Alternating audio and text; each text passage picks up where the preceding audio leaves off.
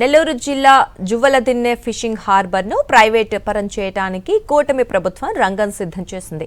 అక్కడి మత్స్యకారులు ప్రభుత్వ నిర్ణయాన్ని తీవ్రంగా వ్యతిరేకిస్తున్నారు. తమ ఉపాధి కోసం వైఎస్ జగన్ నిర్మించిన ఫిషింగ్ హార్బర్ కాపాడుకోవడానికి ఎంతకైనా పోరాడతామని మత్స్యకారులు స్పష్టంగా చెబుతున్నారు. జగన్ కు మంచి పేరు వస్తుందనే కుట్రతో ఫిషింగ్ హార్బర్నే ప్రైవేటు పరం చేయడానికి చంద్రబాబు తెగిస్తున్నారు. మత్స్యకారులకు ఉనికి సమస్యగా మారినందున వారికి అండగా నిలిచేందుకు జగన్ ఈ నెల 15న జువ్వలదిన్నెలో పర్యటించబోతున్నారు. అక్కడి నుంచి సాక్షి అందిస్తోన్న గ్రౌండ్ రిపోర్ట్.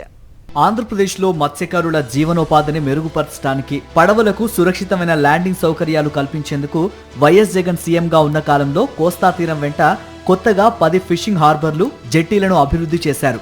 నెల్లూరు జిల్లా కావలి నియోజకవర్గంలోని జువ్వలదిన్నె దగ్గర ఆధునిక ఫిషింగ్ హార్బర్ అందుబాటులోకి వచ్చింది. జగన్ సీఎంగా ఉన్న సమయంలోనే 90% పనులు పూర్తయ్యాయి. మిగిలిన 10% పనులు పూర్తి చేసి మత్స్యకారులకు అందుబాటులోకి తెస్తారనుకుంటే అసలు హార్బర్నే లేకుండా చేయాలని చంద్రబాబు సర్కార్ కుట్రలకు తెగబడుతోంది. నెల్లూరు జిల్లాలోని మత్స్యకారులు ఉపాధి కోసం ఇతర రాష్ట్రాలకు వలస వెళ్లే అవసరం లేకుండా జువ్వలదిన్నె దగ్గర 70 ఎకరాల్లో భారీగా ఫిషింగ్ హార్బర్ నిర్మాణం చేపట్టారు.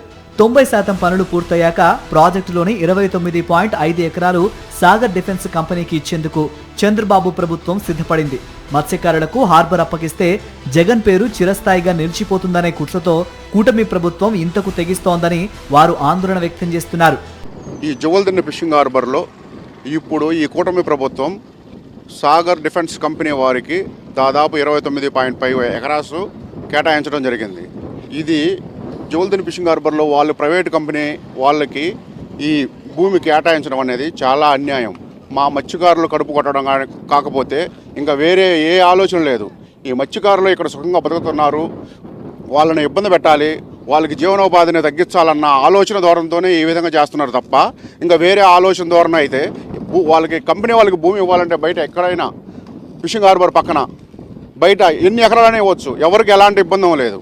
ఫిషింగ్ హార్బర్ని మీరు ప్రైవేట్ పరానికి ఎట్లా చెప్తారు?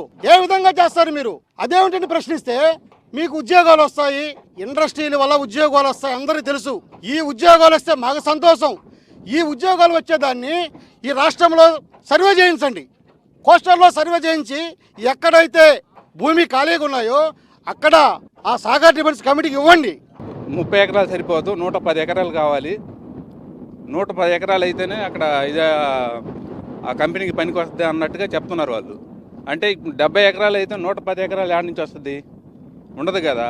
అందుకని వాళ్ళ ఉద్దేశం ఏంటంటే ఇది ఇలాగే వదిలేస్తే గత ప్రభుత్వానికి మంచి పేరు వస్తుందేమోనని ఒక ఉద్దేశంతో ఈ మత్స్యకారులకి ఈ ఫిషింగ్ హార్బర్ లేకుండా చేద్దామని ఒక ఆలోచనతో చేస్తున్నారని నా ఉద్దేశం. ఇదే సమయంలో కేరకల్ బోట్ల వివాదం కూడా ఇక్కడ తారాస్థాయికి చేరింది.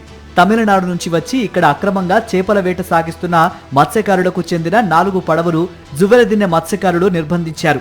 ఆ పడవల్ని వదిలివేయటం వెనక టీడీపీ నేత బీద మస్తాన్రావు, బీద రవిచంద్ర హస్తం ఉందని ఆరోపణలు వినిపిస్తున్నాయి. నారా లోకేష్ ఆధ్వర్యంలోనే ఈ వ్యవహారం జరిగిందని మత్స్యకారులు ఆరోపిస్తున్నారు. ఈ విషయంలో కూడా మత్స్యకారులు తీవ్ర ఆగ్రహంతో ఉన్నారు. కడలూరు బోట్లు 4 బోట్లు పట్టుకొచ్చి ఈ హార్బర్లో పెట్టాం. ఆ బోటుల్ని దొంగతనంగా ఈ కూటమి ప్రభుత్వం కేసు కట్టిన బోటుల్ని 4 బోటుల్ని అధికారులు కూటమి ప్రభుత్వం వీళ్ళిద్దరు ఏకమై కడలూరుకు తరలించడం జరిగింది. ఈ 4 బోట్లు మా మత్స్యకారులకు తెచ్చి ఇవ్వాలని మేము అందరినీ డిమాండ్ చేస్తూ మా మత్స్యకారులందరి తరపున మేము పోరాడేదానికి ముందు ఉంటామని కూడా తెలియజేసుకుంటూ మొత్తంగా జువ్వలదిన్నె పరిసరాల్లోని మత్స్యకారులు కూటమి ప్రభుత్వం తీరుపై తీవ్ర ఆగ్రహంతో ఉన్నారు. తమ కోసం నిర్మించిన ఫిషింగ్ హార్బర్ను ప్రైవేటు కంపెనీకి ధారాదత్తం చేయటాన్ని వారు సహించలేకపోతున్నారు. ఇందుకోసం ఎంతకైనా పోరాడాలని నిర్ణయించుకున్నారు. ఇప్పుడు వీరి ఆందోళనకు మద్దతుగా వారికి అండగా ఉన్నానని భరోసా ఇచ్చేందుకు మాజీ ముఖ్యమంత్రి వైఎస్ జగన్ బుధవారం జువ్వలదిన్నెలో పర్యటించబోతున్నారు. అలా మత్స్యకారుల సంపద వాళ్ళ యొక్క ఆశ అయినటువంటి జువ్వలదిన్నె ఫిషింగ్ హార్బర్ను నారా లోకేష్ ఏదైతే ఈ ప్రైవేటు పరం చేయడానికి వచ్చినటువంటి 164 మత్స్యకార గ్రామాలు ఈ ప్రైవేటు పరము విషయంతో ఇప్పటికే రగిలిపోతున్నటువంటి సిచ్యువేషన్లో ఈ నమ్మక ద్రోహం చేసినటువంటి కూటమి పైన మరింత మండిపడుతున్నటువంటి పరిస్థితులు కనబడుతున్నాయి.